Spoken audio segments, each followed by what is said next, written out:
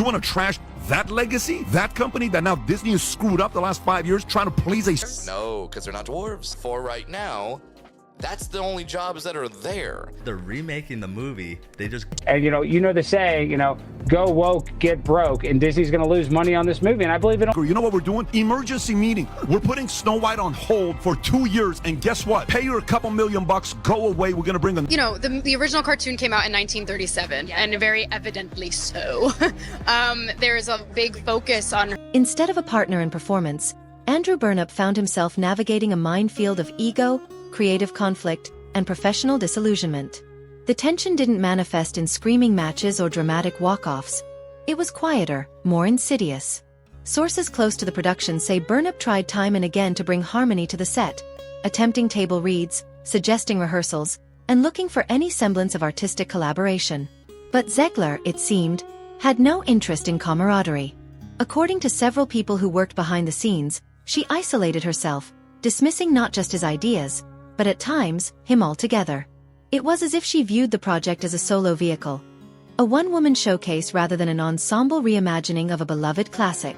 She was Snow White after all, and in her mind, maybe the only one who truly mattered. The script had undergone multiple rewrites to accommodate modern themes, but each revision seemed to push Burnap's role further into the background.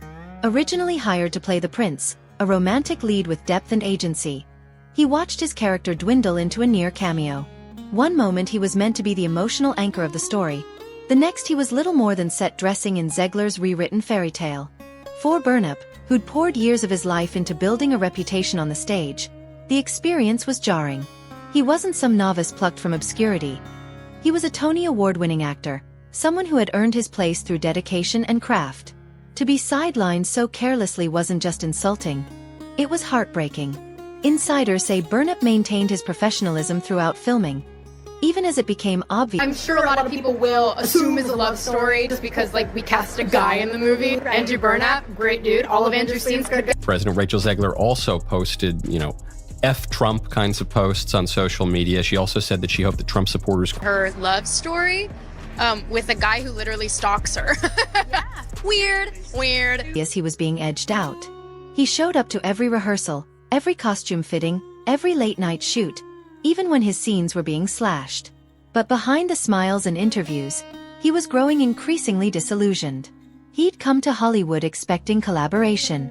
Instead, he found condescension. And as the film's release approached, things only got worse. Disney, once bullish about its Snow White remake, began to grow nervous. Test screenings were dismal. Audiences were confused.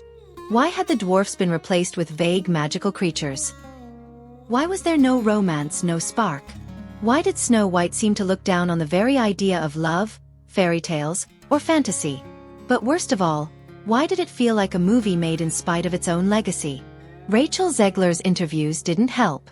Time and again, she seemed to throw gasoline on the fire. She mocked the 1937 original, called the prince a stalker, and seemed more interested in proving a political point than entertaining families. Fans who had once eagerly awaited the film now turned hostile. Petitions to recast the lead actress began gaining traction online. Merchandise projections plummeted. And Disney, in damage control mode, did the unthinkable. They delayed the film. Internally, it was chaos. Executives demanded rewrites, reshoots, anything to salvage the $170 million project.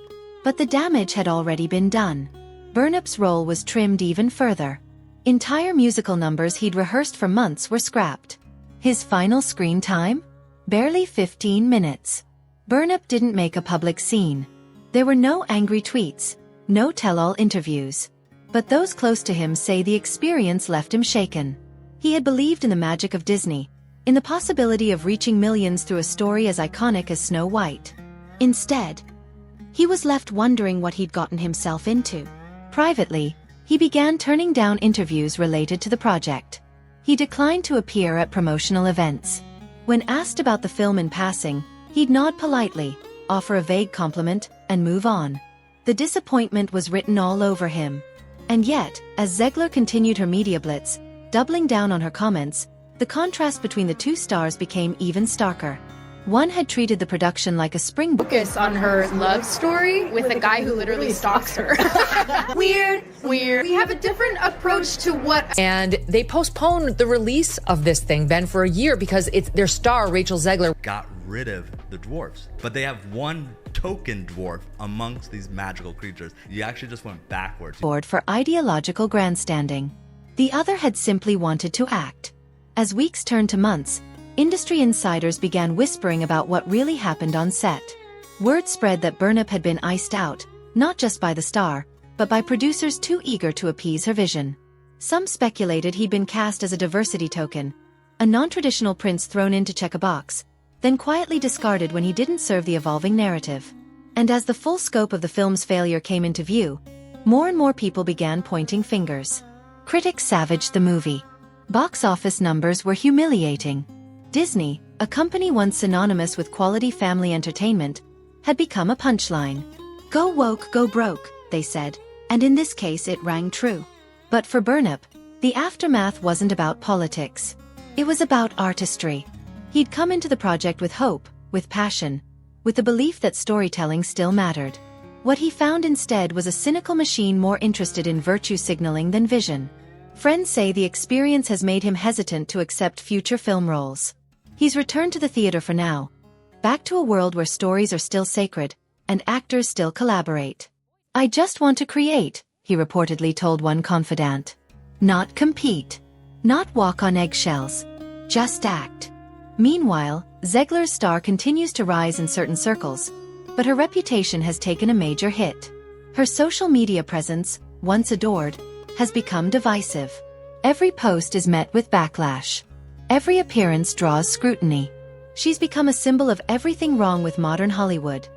The entitlement, the detachment, the disregard for legacy.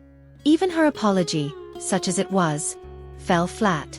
I didn't mean to offend anyone, she said in a lukewarm video. I was just trying to be honest. Another person to play this role because you just screwed this thing up. The original cartoon came out in 1937, and very evidently so. There's a big focus. Totally stable thing for her to be posting, wishing harm upon Trump voters, wishing that we have no peace. But honesty without empathy isn't a virtue.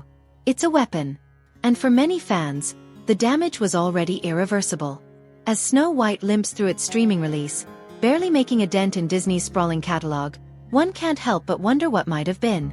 What if they'd honored the original story? What if they'd focused on chemistry, character, and craft, instead of political checklists? What if Andrew Burnap had been given the space to shine? Instead, we're left with a cautionary tale. A story not about fairy tales, but about fame, ego, and the high cost of forgetting what made Disney magic in the first place. And in that story, Rachel Zegler may have played the lead, but it was Andrew Burnap who walked away with the moral clarity. In the end, it's not just a film that failed. It's a vision that faltered. A company that forgot its roots. And a rising star who saw firsthand how brutal the spotlight can be when wielded without care. Andrew Burnap may have been sidelined in Snow White, but in the eyes of many, he walked away with something far more enduring than screen time: dignity. And perhaps, when the dust finally settles, that will be the true legacy of Disney's most disastrous remake.